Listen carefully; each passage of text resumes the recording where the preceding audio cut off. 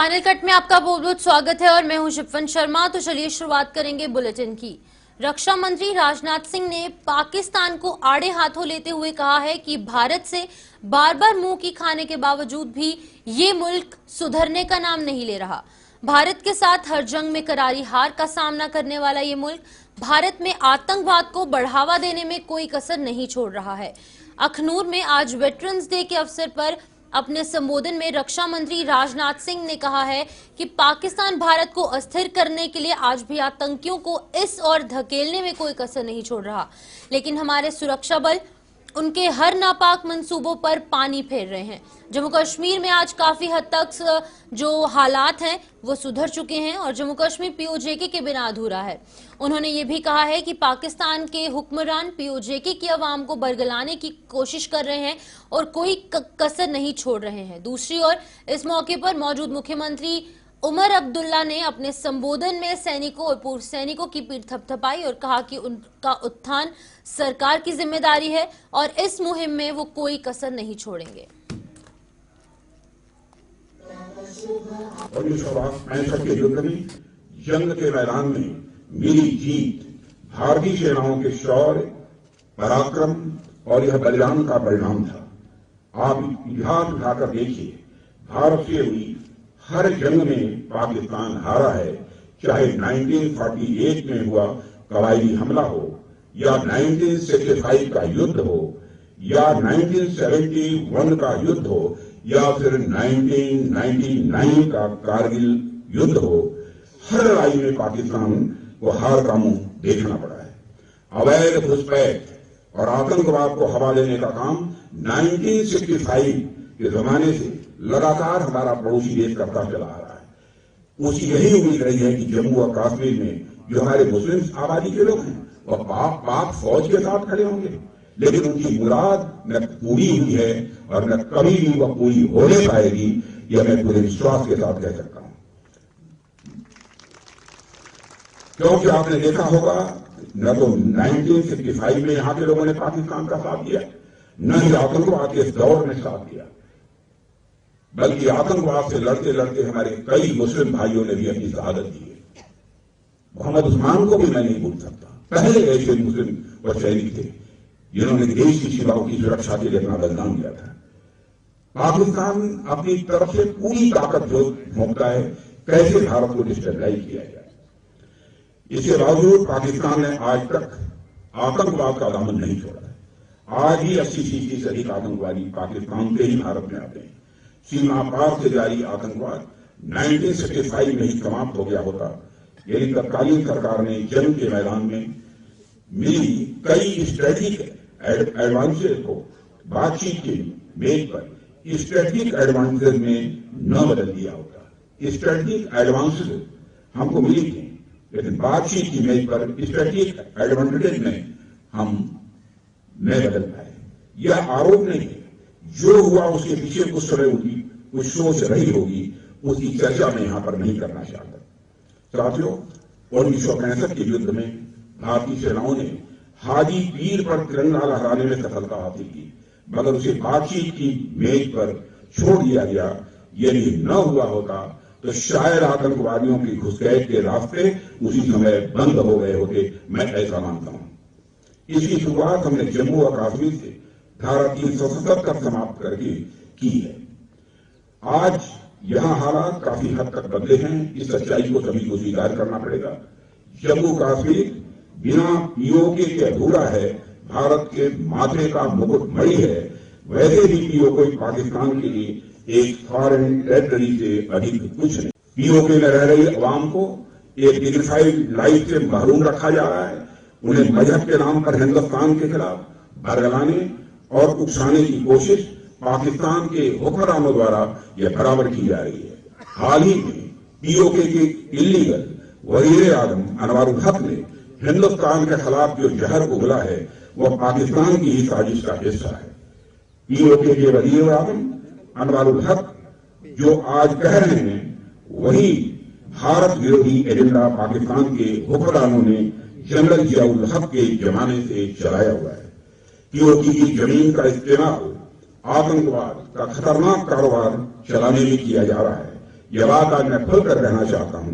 वहां आज भी आतंकवादियों के लिए ट्रेनिंग कैंप चलाए जा रहे हैं। सीमा से सटे हुए इलाकों में लॉन्च पैड बने हुए हैं, इसकी पक्की जानकारी है। भारत सरकार को सब पता चल रहा है। पाकिस्तान को इनको खत्म करना ही होगा, नहीं तो डाट डाट डाट। और अब हमारा फर्ज बनता है कि आपकी कोई मुश्किल ना रहे, आपकी कोई परेशानी ना रहे, आपको कोई तकलीफ ना हो। और ये जब हम करें तो हमें ये समझ के नहीं करना चाहिए कि हम आपका एहसान कर रहे हैं, क्योंकि ये हमारा फर्ज है। हम आपका किया हुआ एहसान चुका रहे हैं। आपने जो इस मुल्क के लिए किया, आपने हमारे ऊपर एक बहुत बड़ा एहसान किया है। अब हमारा फर्ज बनता है कि आपकी खिदमत करके, आपके मुतालबे हल करके, आपके मुश्किलात कम करके हम अपना फर्ज निभाएं। और मैं आज इस मौके पे आप सबको यकीन दिलाना चाहता हूं कि जम्मू कश्मीर हुकूमत की तरफ से जितना अभी तक हमने किया है वो हम जारी रखेंगे। लेकिन अगर कहीं तक कोई कोताही रही हो, कोई खामी रही हो, कोई कमजोरी रही हो, तो हमारे तक वो पहुंचा दीजिएगा ताकि हम उसको दुरुस्त करें। हमारी कोशिश रहेगी कि रिक्रूटमेंट में जहां रिजर्वेशन का सिलसिला आपके लिए रखा गया है उसको पूरी तरह से इस्तेमाल किया जाए। जो माली मदद की जाती है, जो स्कीम्स के तहत फाइनेंशियल सपोर्ट आपको मिलता है, उसमें किसी तरह की रुकावट नहीं होनी चाहिए। उसमें वक्त पे आपको जो माली मदद मिलनी चाहिए वो आप तक पहुंच जानी चाहिए। कोशिश ये रही है कि एक सर्विसमैन और हमारे दरमियान जो ताल्लुकात हैं उनको और बेहतर और ज्यादा मजबूत किया जाए। ये कहते हुए मुझे कोई हिचकिचाहट नहीं है कि मेरे मंत्रिमंडल में भी एक पूर्व सैनिक का बेटा जो है वो मंत्री के तौर पे मेरी मदद कर रहा है, सतीश शर्मा साहब। और ये सतीश और मैं मिलके आपको यकीन दिलाते हैं कि जहां कहीं आपको हमारी जरूरत पड़ेगी, जहां कहीं हमारी हुकूमत आपके रोजमर्रा के मुतालबों और मुश्किलातों में थोड़ी सी भी कमी ला पाएगी, हम जरूर वो आपके साथ कंधे से कंधा मिला के ये काम जो है हम करेंगे। क्योंकि जैसे मैंने कहा, आप लोगों की अब खिदमत करना, आप लोगों की मदद करना। इससे पहले रक्षा मंत्री राजनाथ सिंह ने इस दौरान उपराज्यपाल मनोज सिन्हा और मुख्यमंत्री उमर अब्दुल्ला और कैबिनेट मंत्रियों को साथ लेकर वहां सेना द्वारा लगाए गए हथियारों की प्रदर्शनी का निरीक्षण किया।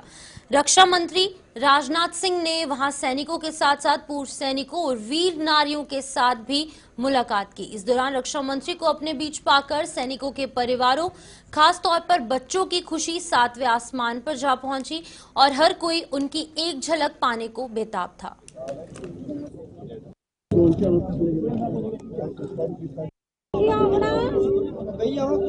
अकेले तो बैठी हो।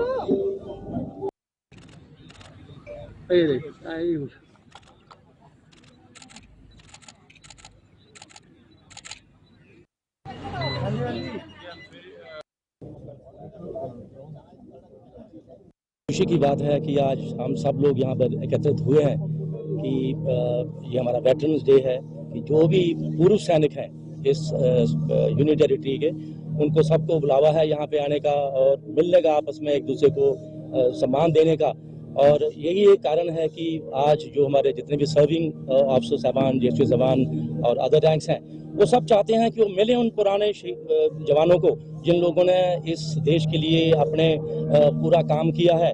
और वो वार विडोज वगैरह जो जिनके पति शहीद हुए हैं, जिन्होंने इस देश के लिए जान दी है, उन लोगों को सम्मानित किया जाए। उनको लगे कि हाँ, ऐसा नहीं है कि आज हमारे पतिदेव जो थे जिन्होंने कुछ किया था और आज लोग उनको भूल चुके हैं। रक्षा मंत्री जी अगर जम्मू कश्मीर में आ रहे हैं तो हमारे पूर्व सैनिकों के बीच में आके वेटरन डे सेलिब्रेट हो रहा है, हमारे लिए बड़े ही उत्साह का ये दिन है। आज आप देख ही रहे हैं, बड़े उत्साह के साथ हमारे सैनिक, पूर्व सैनिक, वीर नारी, वीर वार विडोज, वो सभी लोग आए हैं और सारे ही बड़े उत्साह के साथ ये सारा कार्यक्रम हम यहाँ सेलिब्रेट करेंगे।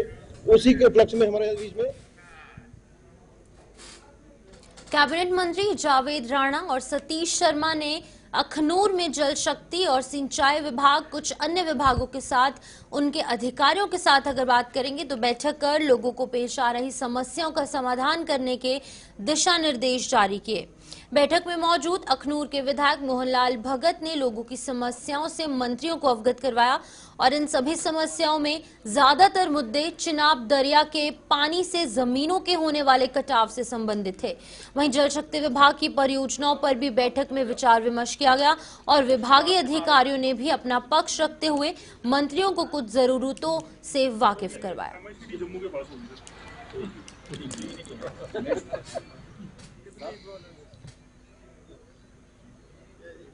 अच्छे माहौल में यहाँ मीटिंग रही है। तमाम डिपार्टमेंट्स के लोग यहाँ थे और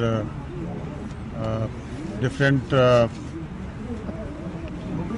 सेक्टर की यहाँ बात की गई है डेवलपमेंट इशू को लेके। बड़ा मसला यहाँ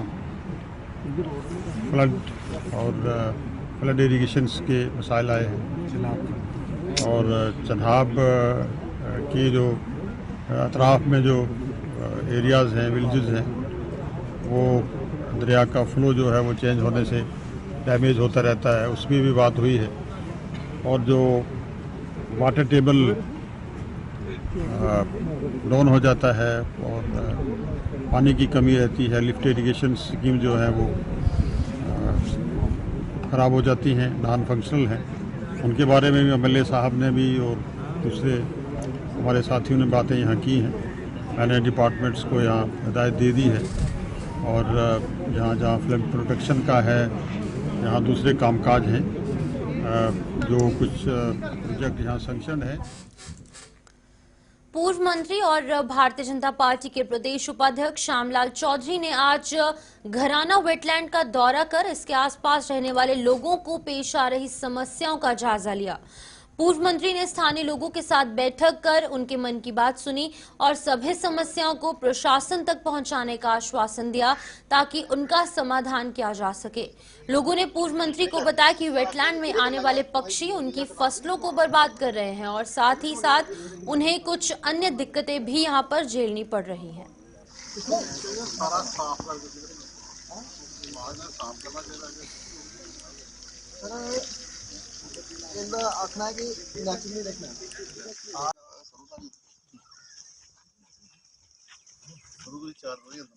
उस समस्या को भी देखने के लिए, जैसे कि रोड जा रहा है, एक रोड आया जो घराना के बाहर से जाता है, जाते हैं कि इस डिफेंस वाली साइड से भी ये गेट होना चाहिए। उसके गेट के साथ साथ ये बॉर्डर वाली साइड जो भी फेंसिंग है, इसके साथ ही लोगों की ज़मीन है, वहाँ रास्ता कोई नहीं है, वहाँ भी रास्ता बनना चाहिए। और ख़ासकर लोगों की एग्रीकल्चर जो लैंड है, जहाँ लोगों को पानी की कभी जब बारिश ना हो, पानी की जरूरत होती है, पीछे से जो नाला पानी का आता था ड्रेनेज, वो बंद हो गई है और वहाँ भी एक ड्रेनेज का पॉइंट बनना चाहिए। जब ज़रूरत हो वहाँ से पानी खोल लिया जाए और जब जहाँ ज़रूरत हो उसको बंद किया जाए। ये कुछ समस्या जो लोगों ने पहले भी बताई थी, तो हम सब ने ठीक है, तो कोशिश करेंगे आने वाले समय में डिपार्टमेंट से बैठ के इसकी डिस्कस करके लोगों की जो समस्या का समाधान हो, ताकि लोगों को जो प्रॉब्लम हो दूर। के गांधीनगर इलाके में इत्रों का एक नया शोरूम खोला गया है। ऑरा मिस्टिक्स नाम के इस शोरूम में 200 से अधिक किस्म के इत्र लोगों के आकर्षण का केंद्र बने हैं। शोरूम में इत्रों के अलावा परफ्यूम और कार फ्रेशनर्स की संपूर्ण रेंज वाजिब दामों पर उपलब्ध है। रूम फ्रेशनर्स और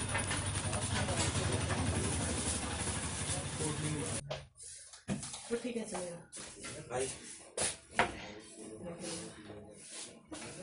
पैसे आप स्कूटी लाए हो? जी। फनल लानी है। अच्छा ठीक है, कहाँ से मिलेगी? तो इलेक्ट्रिशियन से मिल जाएगी, किसी से भी, हार्डवेयर से मिल जाएगी, किसी से भी। ये दुकान है। नोजल कितना रखना उसका आगे वाला? नोजल तो फनल का इतना ही होता है। अच्छा, वो जितना होगा।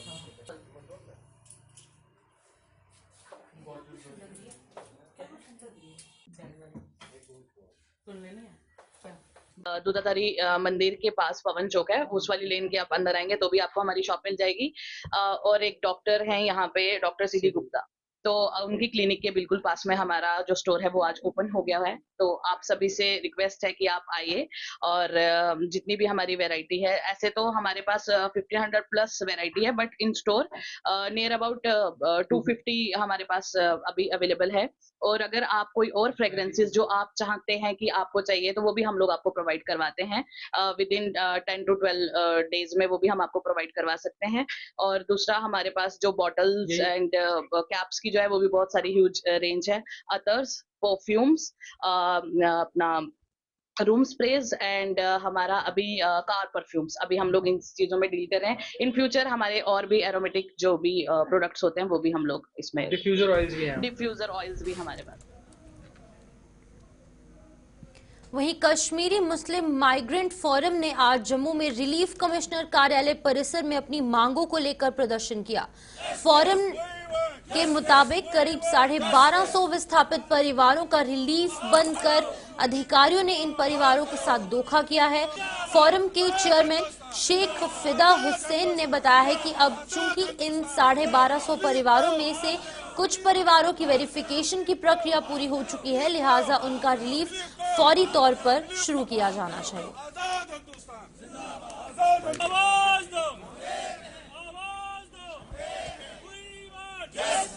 आज इस मकसद से यहाँ पे आए थे कि हम रिलीफ कमिश्नर साहब को अपनी बातें बताएं, अपने जो काम है, जो इन्होंने काम किया है पीछे, या जैसे इन्होंने एक वेरिफिकेशन का सिलसिला शुरू किया है और वो वेरिफिकेशन कहाँ तक पहुँची है। हम ये कह रहे हैं कि जिनको वेरिफिकेशन आई है उनको रिलीफ वागुजार किया जाए, और जिन्होंने जिन अफसरों ने जो ये काम किया है, बेहुदा काम किया है, और 1251 फैमिली पिछले 1.5 साल से सफ़र कर रहे हैं, हम इनको ये बताना चाहते हैं कि अगर वो लोग, एक ही आर्डर है, किसी को 649 में आर्डर है, किसी को 795 में आर्डर है और किसी को कैबिनेट आर्डर है, और अगर एक ही आर्डर के तहत 200-400 लोगों को रिलीफ मिल रहा था, कारण क्या है कि 400 लोगों में से 100 लोगों को बंद किया गया और 300 लोग रिलीफ ले रहे हैं। आज ही के दिन साल 1993 में शहीद हुए नायक प्यार सिंह को आज उनके शहीदी दिवस पर याद किया जा रहा है।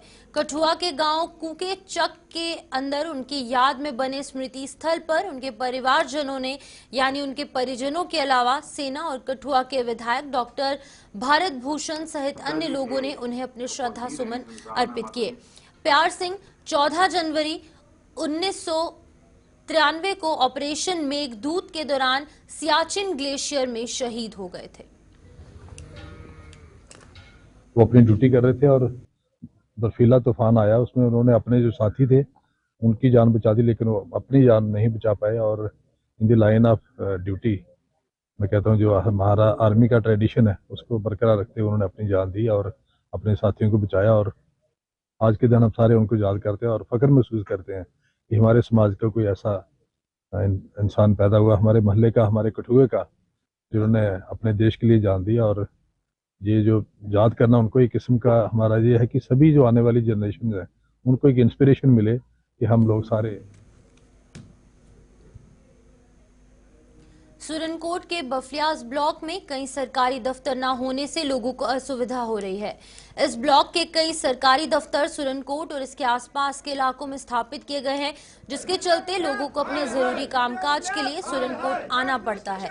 बफलियाज के लोगों ने आज सुरनकोट में प्रदर्शन कर प्रशासन से बीडीओ और पीडब्ल्यूडी सहित कुछ अन्य कार्यालय बफलियाज में खोलने की मांग की है। इन लोगों के मुताबिक उन्हें जरूरी कामकाज के लिए लंबा सफर तय कर सुरनकोट आना पड़ता है, जिससे कि समय और पैसे दोनों ही बर्बाद हो रहे हैं। प्रशासन को उनकी सुविधा के लिए बफलियाज में इन कार्यालयों की सुविधा देनी चाहिए ताकि उन्हें अब और मुसीबतों का सामना ना करना पड़े। होगा कि जो दफ्तर बफलियाज के दफ्तर वहीं रहने चाहिए।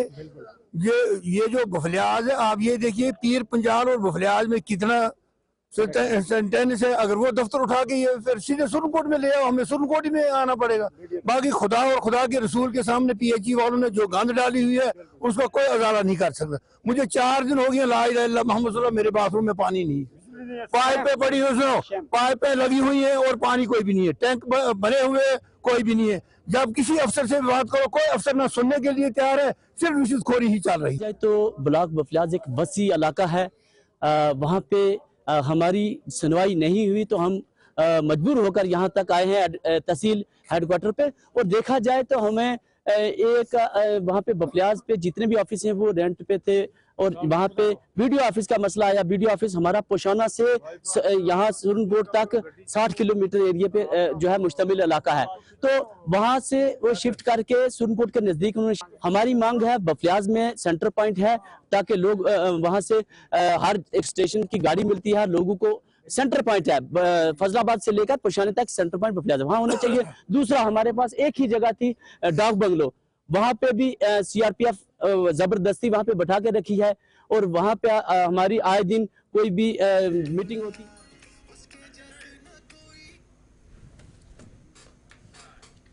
आरएसपुरा के गीता भवन आश्रम में आज मकर संक्रांति पर हरे रामा हरे कृष्णा संकीर्तन हरि नाम सत्संग की शुरुआत हुई है। इस धार्मिक आयोजन में 13 फरवरी को महाभंडारे के साथ संपन्न इसका होगा और इसके चलते पहले दिन आज लोगों ने पूजा अर्चना कर धर्म के प्रति अपनी आस्था जताई। ये आयोजन पिछले कई वर्षों से अगर बात करेंगे तो वो किया जा रहा है, जिसके माध्यम से विश्व शांति और जन कल्याण की कामना की जाती है। शुरू हो रहा है, आज से कुंभ मेला भी शुरू है। जय महाराज जी ने एक कार्यक्रम शुरू किया था, मुंजमा कार्यक्रम है, राष्ट्र की समृद्धि खुशहाली के लिए एक कार्यक्रम किया जा रहा है। आज 14 तारीख है, 13 फरवरी को भंडारा है।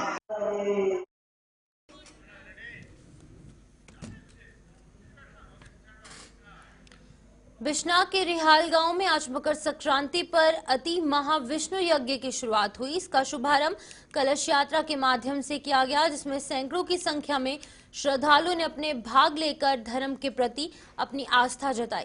इस 21 कुंडीय यज्ञ में भाग लेने के लिए भारी संख्या में लोग रिहाल पहुंचे।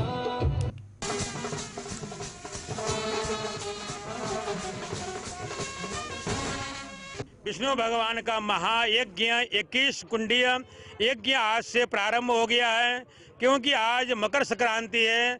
माघ का महीना आज से शुरू हो गया है। आज से लेकर के आपको 22 तारीख को इस यज्ञ का विश्राम है। अभी हम लोग बस आधा घंटा के बाद में कल कलश यात्रा जो है प्रारंभ हो जाएगी। यहाँ से चलते आपको क्रेल होते हुए, नतराल होते हुए, खैरी रियाल होते हुए, चंग मजुआ होते हुए यानी सिद्ध स्वाखा में जाएंगे। वहाँ पर जो है कलश को भर करके फिर पुनः आपको चंग होते हुए, शहदगढ़ होते हुए। मकर संक्रांति के अवसर पर Jammu Kashmir medical employees federation ने आज जम्मू स्थित स्वास्थ्य निदेशालय परिसर में एक लंगर लगाया। फेडरेशन द्वारा ये लंगर मकर संक्रांति पर हर साल लगाया जा रहा है, जिसमें कई मुलाजिम अपना योगदान देकर लोगों को भर पेट खाना खिलाते हैं।